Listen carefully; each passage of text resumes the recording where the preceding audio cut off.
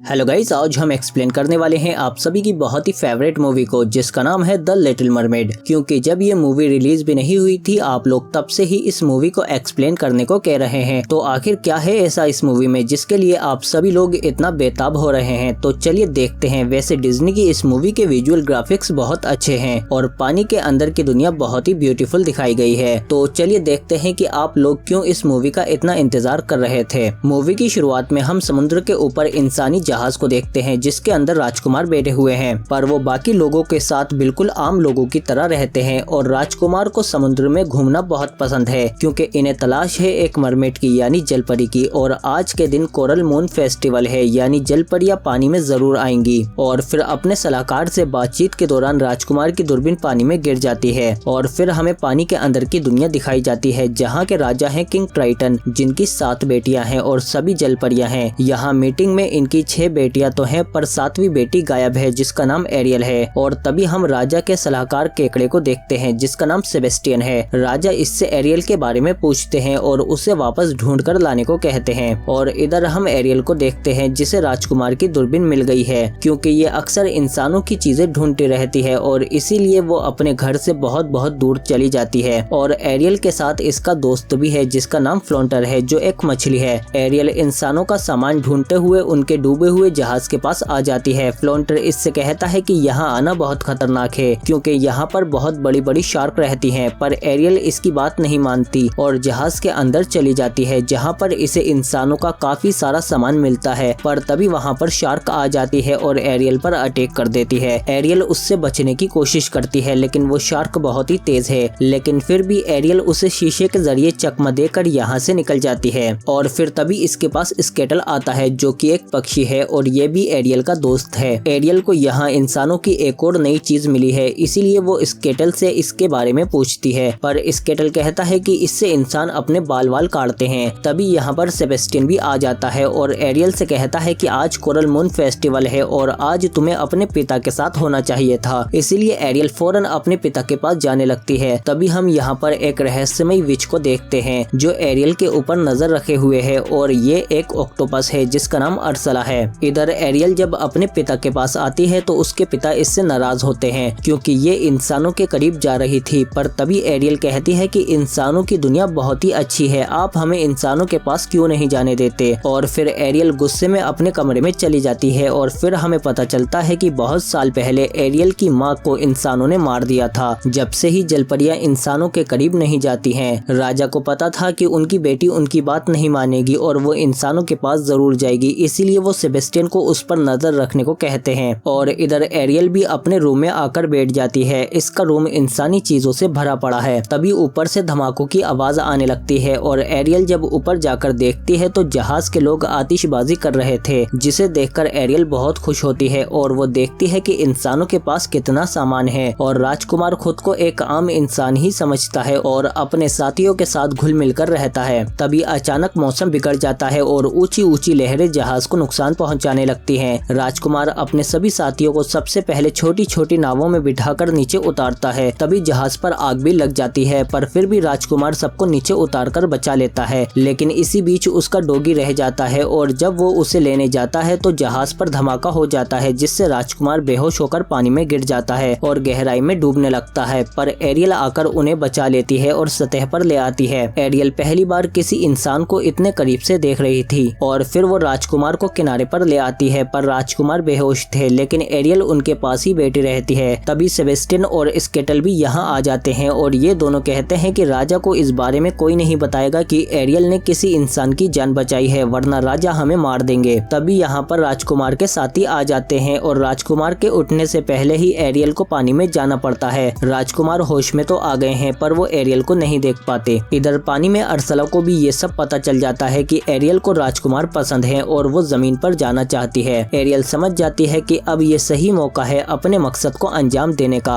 और इधर एरियल को भी राजकुमार बहुत पसंद आने लगे हैं, इसीलिए वो अब खोई खोई सी रहती है क्योंकि उसे राजकुमार से पहली ही नजर में प्यार हो गया है। और एरियल को लगता है कि एक दिन राजकुमार उसे ढूंढते हुए जरूर आएंगे और फिर वो उसके साथ जमीन पर चली जाएगी और अपने पैरों पर चलकर बाहर की दुनिया देखेगी। इधर राजकुमार भी उस लड़की के बारे में ही सोच रहे होते हैं जिसने इनकी जान बचाई है और फिर राजकुमार उस लड़की को ढूंढ ढूंढने में लग जाते हैं और अक्सर पानी के पास आते रहते हैं क्योंकि उन्हें लगता है कि शायद वो कोई जल परी होगी जिसने इनकी जान बचाई थी। और इधर एरियल भी खोई खोई रहती है और अपनी बहनों से ज्यादा बातें नहीं करती क्योंकि अब वो प्यार में पड़ चुकी है। और फिर इसकी बहनें इसे समझाने की कोशिश करती हैं कि तुम्हारी उम्र में हमारे साथ भी ऐसा ही होता था, तुम्हें उस इंसान के बारे में ज्यादा नहीं सोचना चाहिए। और इधर राजा भी समझ जाते हैं कि उनकी बेटी को किसी इंसान से प्यार हो गया है, इसीलिए वो सेबेस्टियन से पूछते हैं, जिस पर सेबेस्टियन डर के मारे उन्हें सब कुछ बता देता है कि राजकुमारी को एक इंसान से प्यार हो गया है। राजा गुस्से में एरियल के पास आते हैं और उससे कहते हैं कि मुझे तुमसे ये उम्मीद नहीं थी, पर एरियल कहती है कि वो इंसान मुसीबत में था, मैंने उसकी जान बचाई है। और इंसान बुरे नहीं होते, पर राजा जानते हैं कि इंसान कितने खतरनाक हो सकते हैं, इसीलिए वो अपनी किसी भी बेटी को इंसान के करीब नहीं जाने देते। और फिर राजा गुस्से में एरियल के कमरे में रखी सभी इंसानी चीजों को तोड़ देते हैं और फिर यहाँ से चले जाते हैं। एरियल परेशान होकर रोने लगती है, तभी उसके पास अर्सला का मैसेज आता है और वो उससे कहती है कि मैं तुम्हारी आंटी हूँ और सभी लोग मुझे समुद्री विच के नाम से जानते हैं। पर एरियल को ये ठीक नहीं लगती, इसीलिए वो इससे बात नहीं करती। पर अर्सला एरियल का पीछा नहीं छोड़ती और वो उससे कहती है कि मैं जानती हूँ कि तुम क्यों परेशान हो और मैं तुम्हारी परेशानी खत्म कर सकती हूँ। इसीलिए एरियल अर्सला के ठिकाने पर आ जाती है, जो कि एक बहुत ही खतरनाक और डरावनी जगह है। तभी इसे वहाँ के क्रिएचर पकड़ लेते हैं, पर तभी अर्सला कहती है कि छोड़ दो इसे। और फिर वो एरियल से कहती है कि मैं जानती हूँ कि तुम इंसान से प्यार करती हो और उसके पास जमीन पर जाना चाहती हो, जिसमें मैं तुम्हारी मदद कर सकती हूँ, पर इसके बदले में मेरी कुछ शर्तें हैं, तुम्हें सौदा करना होगा। मैं तुम्हें पेड़ दे दूंगी जिससे तुम इंसान बन जाओगी और फिर तुम उस इंसान के पास जा सकती हो जिससे तुम प्यार करती हो, पर शर्त के मुताबिक तुम्हें एक सौदा करना होगा, तुम्हें अपनी आवाज मुझे देनी होगी, जिसके बदले में तुम 3 दिन इंसानों की दुनिया में इंसान बनकर रह सकती हो। और अगर इन 3 दिनों में तुम्हें किसी इंसान से सच्चा प्यार हो जाता है तो तुम दोनों को आपस में एक सच्चे प्यार वाली किस करनी होगी, जिसके बाद तुम हमेशा के लिए इंसान बन जाओगी और फिर मैं तुम्हें तुम्हारी आवाज वापस दे दूंगी। पर अगर 3 दिन में सच्चे प्यार वाली किस नहीं मिली तो तुम्हारी आवाज हमेशा के लिए मेरी हो जाएगी और तुम हमेशा मेरे पास ही रहोगी। अर्सला की इतनी शर्तें सुनने के बाद एरियल मना कर देती है और यहाँ से जाने लगती है, जिस पर अर्सला कहती है कि जाओ अपने बाप के पास जो तुम्हें इंसानों के बीच में जाने नहीं देगा, तुम हमेशा पानी में ही रहोगी। जिस पर एरियल अर्सला की बातों में आ जाती है और उसकी शर्त मान लेती है। और फिर अर्सला जादू करके एरियल की आवाज ले लेती है और उसे एक लॉकेट में बदलकर अपने गले में पहन लेती है और जादू से एरियल इंसान बन जाती है। इसीलिए वो अब पानी में नहीं रह पाती और बाहर आ जाती है। और अब अर्सला अपने मकसद में कामयाब हो जाती है क्योंकि ये सब इसकी चाल है, क्योंकि ये राजा को मारकर समुद्र की रानी बनना चाहती है, जिसके लिए ये एरियल का इस्तेमाल कर रही है। तभी एक मछुआरा मछलियों के साथ साथ एरियल को भी पकड़ लेता है, पर जल्दी ही वो समझ जाता है कि ये कोई भटकी हुई लड़की है, इसीलिए वो इसे अपने साथ किनारे पर ले जाने लगता है। पर एरियल के साथ साथ सेबेस्टियन और फ्लॉन्टर भी आ जाते हैं, इसीलिए सेबेस्टियन उसे पानी में डाल देता है क्योंकि वो एक मछली है। और अब एरियल के दोस्तों को भी पता चल जाता है कि उसके पास पैर आ चुके हैं। इसके बाद मछुआरा एरियल को लेकर महल में आ जाता है, जहाँ पर सभी लोग एरियल के साथ बहुत हमदर्दी करते हैं, इसीलिए ये लोग उसे नहला धुलाकर अच्छे कपड़े पहना देते हैं और धीरे धीरे एरियल अपने पैरों पर चलना सीख जाती है। पर ये किसी से भी कोई बात नहीं कर पाती क्योंकि इसकी आवाज तो अर्सला ने ले ली है। और फिर जैसे ही राजकुमार को पता चलता है कि पानी में से किसी लड़की को लाया गया है तो वो फौरन उससे मिलने के लिए आ जाते हैं, क्योंकि उन्हें लगता है कि शायद ये वही लड़की होगी जिसने उनकी जान बचाई थी। पर एरियल राजकुमार के सामने होते हुए भी राजकुमार को नहीं बता पाती कि उसने ही उनकी जान बचाई थी और ये वही लड़की है जिसे राजकुमार पागलों की तरह ढूंढ रहे हैं। राजकुमार कहते हैं कि तुम बेफिक्र रहो, हम तुम्हारा बहुत ख्याल रखेंगे। और फिर राजकुमार के जाने के बाद सेबेस्टियन एरियल को याद दिलाता है कि तुम्हारे पास 3 दिन है, तुम्हें 3 दिन के अंदर सच्चे वाले प्यार की किस चाहिए, वरना अर्सला तुम्हें हमेशा के लिए अपने पास रख लेगी। इसके बाद एरियल राजकुमार को ढूंढते हुए एक कमरे में आ जाती है। तभी यहाँ पर राजकुमार भी आ जाते हैं और वो एरियल को अपनी सारी चीजें दिखाने लगते हैं, पर एरियल इन चीजों का अच्छे से इस्तेमाल करना जानती है और वो दिखाती है कि इसके अंदर एक मोती है और वो शंख को भी अच्छे से बजाती है। पर राजकुमार को तो ये बातें पता ही नहीं थी, इसीलिए वो एरियल के काफी करीब आ जाते हैं और फिर ये दोनों बैठकर आपस में खूब बातें करने लगते हैं। तभी यहाँ पर राजकुमार का असिस्टेंट भी आ जाता है और वो राजकुमार से कहता है कि सर आप काफी खुश लग रहे हैं, क्या हमें अब भी उस लड़की की तलाश करनी चाहिए जिसने आपकी जान बचाई थी? राजकुमार कहते हैं कि हाँ, मुझे उसे हर हाल में ढूंढना होगा। और फिर राजकुमार चुपके से एरियल को लेकर यहाँ से निकल जाते हैं और वो एरियल को समुद्र के किनारे पर एक गाँव में ले आते हैं, जहाँ पर एरियल बहुत सुंदर सुंदर चीजें देखती है और एक कैप भी खरीदती है, जिसके बाद ये दोनों डांस करने लगते हैं और एक दूसरे के काफी करीब आ जाते हैं। और फिर जल्दी ही रात हो जाती है और एरियल को किनारे पर एक नाव मिल जाती है, जिसमें बैठकर ये दोनों पानी में चले जाते हैं। और एरियल के दोस्त इन्हें देखकर कहते हैं कि ये सही मौका है, इन दोनों को आपस में सच्चे वाले प्यार की किस कर लेनी चाहिए, जिससे एरियल हमेशा के लिए इंसान बन जाएगी और अरसला कभी अपने इरादों में कामयाब नहीं हो पाएगी। इसके बाद ये दोनों आसमान को देखने लगते हैं और फिर बातें करते करते ये दोनों एक दूसरे के काफी करीब आ जाते हैं। पर तभी अरसला को इनके बारे में पता चल जाता है और जैसे ही ये किस करने ही वाले होते हैं तो तभी अरसला की ईल्स आकर इनकी नाव पलट देती हैं। और फिर इसके कुछ टाइम बाद ये महल में आ जाते हैं। और फिर जब एरियल अपने रूम में चली जाती है तो राजकुमार समुद्र के किनारे पर आकर बैठ जाते हैं। तभी वहाँ पर उन्हें कोई लड़की दिखाई देती है, जिसे देखकर राजकुमार समझ जाते हैं कि शायद ये वही लड़की होगी जिसने मेरी जान बचाई थी। और फिर अगले दिन एरियल के दोस्त आकर उसे उठाते हैं कि जल्दी उठो, आज तुम्हें बहुत काम करना होगा। और फिर एरियल तैयार होकर नीचे आ जाती है, पर नीचे आकर वो राजकुमार के साथ उसी लड़की को देखती है और राजकुमार उस लड़की को अपनी माँ से मिलाते हैं और कहते हैं कि ये वही लड़की है जिसने मेरी जान बचाई थी। और इसके लॉकेट से हमें अंदाजा हो जाता है कि ये लड़की वही अरसला है जो रूप बदल कर आई है, ताकि राजकुमार और एरियल करीब ना आ सके। इस सब से उदास होकर एरियल समुद्र के किनारे पर जाकर बैठ जाती है, पर इधर स्केटल समझ जाता है कि ये लड़की अरसला है और वो आकर एरियल को बता देता है कि वो लड़की अरसला है, तुम्हें जल्दी ही कुछ करना होगा वरना वो अपने मकसद में कामयाब हो जाएगी। इसके बाद एरियल आकर उससे लड़ने लगती है और इसी दौरान वो उसका लॉकेट लेकर तोड़ देती है, जिससे एरियल की आवाज वापस उसके अंदर चली जाती है और वो अपने मरमेड वाले रूप में आने लगती है। और फिर वो राजकुमार को बता देती है कि मैं ही वो लड़की हूँ जिसने आपकी जान बचाई थी और ये बहरूपिया है। पर तभी अरसला अपने ऑक्टोपस वाले रूप में आ जाती है और वो एरियल को लेकर पानी में चली जाती है, ताकि ये दोनों सच्चे प्यार वाली किस ना कर पाए, क्योंकि आज तीसरा दिन पूरा होने वाला है। पर तभी पानी में राजकुमार आकर अरसला पर हमला कर देते हैं, पर वो पानी में ज्यादा देर तक नहीं टिक पाते, इसीलिए एरियल उनकी मदद करने के लिए ऊपर चली जाती है। पर तभी अरसला पानी में से बाहर आ जाती है और वो साइज में बहुत ही ज्यादा बड़ी हो चुकी है और वो इन सबको मारने की कोशिश करती है और चारों तरफ समुद्र में एक बहुत ही बड़ा भवंडर बना देती है। ये दोनों अरसला के आगे नहीं टिक पाते। पर तभी एरियल को एक जहाज देखकर आइडिया आता है, क्योंकि उसके ऊपर एक बहुत ही बड़ी तेज धार वाली नोक थी। और फिर एरियल उस जहाज के ऊपर चढ़ जाती है और उसकी डायरेक्शन को अरसला की तरफ कर देती है, जो सीधा भवंडर से जाकर अरसला के अंदर पेट में घुस जाता है, जिससे वो मर जाती है और पानी में डूब जाती है। और अब अरसला भी एक मरमेड बन चुकी थी, इसीलिए वो जमीन पर नहीं जा पाती और फिर वो किनारे के पास बैठकर ही राजकुमार का इंतजार करती रहती है। और नीचे पानी में सेबेस्टियन भी राजा को समझाने की कोशिश करता है कि आपकी बेटी यहाँ पर खुश नहीं है, क्योंकि वो जमीन पर रहना चाहती है, इसीलिए उसकी खुशी के लिए आपको इसकी इजाजत दे देनी चाहिए। और फिर राजा पानी के ऊपर आते हैं और एरियल को इंसान में बदल देते हैं। और इधर राजकुमार भी एरियल को याद कर रहे होते हैं, तभी एरियल उनके पास आ जाती है और ये दोनों हमेशा के लिए एक दूसरे के हो जाते हैं। इसके बाद ये दोनों दुनिया घूमने के लिए जा रहे होते हैं, तभी एरियल के पिता उन्हें आशीर्वाद देने के लिए ऊपर आ जाते हैं और कहते हैं कि मैं गलत था, एक इंसान ने तुम्हारी माँ को मारा था, पर बाकी इंसान अच्छे होते हैं, इसीलिए आज से मरमेड और इंसान एक दूसरे के साथ मिलकर रहेंगे। और यहाँ पर इंसानों से मिलने के लिए पानी में से बहुत सारे मरमेड आ जाते हैं और इसी के साथ ये मूवी यहीं खत्म हो जाती है। अगर आपको ये वीडियो अच्छी लगी है तो प्लीज लाइक जरूर करो इसे और कमेंट करके बताओ कि आपको ये मूवी कैसी लगी। इसके अलावा आप हमारे चैनल पर जाकर और भी इससे अच्छी वीडियो देख सकते हैं और मरमेड की भी काफी वीडियो पड़ी हुई है, पर उससे पहले सब्सक्राइब तो करो हमारे चैनल को, बेल आइकन दबाकर नोटिफिकेशन ऑल पर भी क्लिक करो ताकि और भी अच्छी वीडियो मिलते रहे आपको। हम मिलते हैं आपसे अगली वीडियो में।